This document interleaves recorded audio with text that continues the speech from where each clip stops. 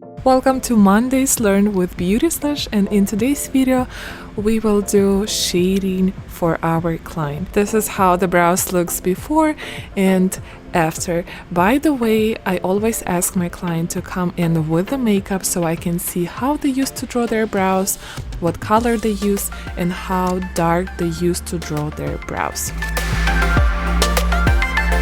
So the first step is, as always, to clean up the brows and do the mapping process. I already done my mapping and I'm just going to outline or clean up my shape with the concealer. If you still don't know how to do the mapping process, just a kind reminder, you can join my brow mapping course and learn everything you need to know for the brow mapping, how to make eyebrows even, and what shape to choose, and how to draw brow shapes. So right now I'm going to outline the brow with my surgical marker just so that I have the shape after the numbing cream. However, keep in mind you have to put a very light pressure and even wait 5 minutes to surgical marker to dry out.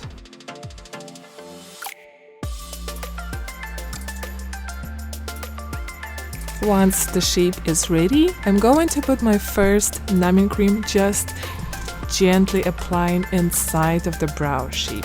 After that, I'm going to cover with a plastic wrap and wait for about 20 to 30 minutes. And now I'm going to use my BeautySlesh hair stroke machine for the shading in this time, but I will pick the speed 5 for the shading.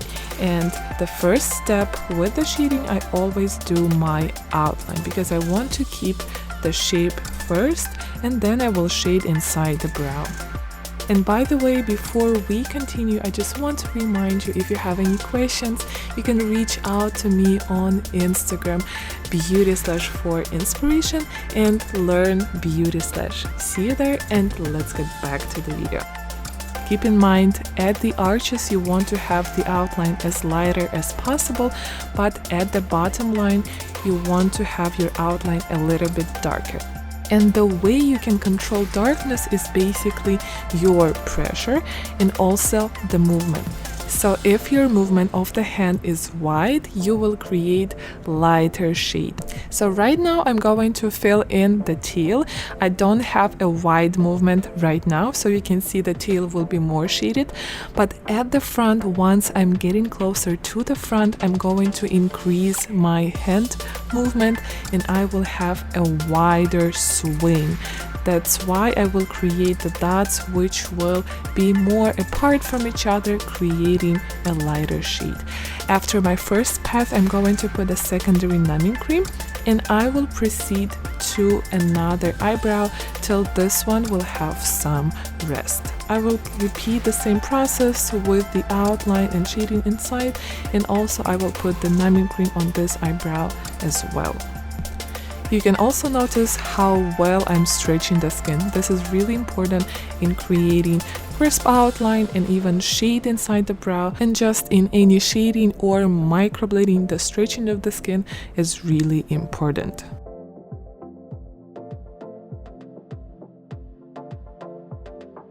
You can notice the wider movement once I'm getting to the front of the brow.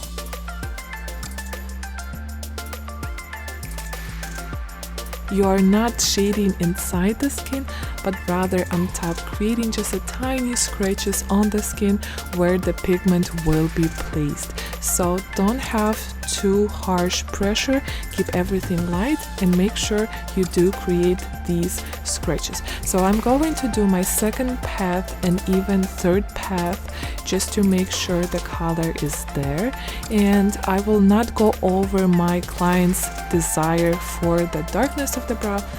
I'm going to just make it natural this time, but on my touch up I will increase the darkness if she needs to.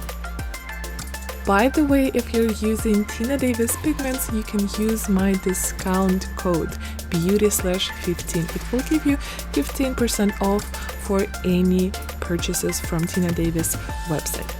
And now let's get back to our shading, and also by the way, if you don't know, Tina Davis pigments, they do look orangey and red after the procedure, unfortunately, even though I picked bold brown for her with a tiny drop of ebony, it still look reddish. And this is something you have to tell your client before the procedure so the client knows what to expect.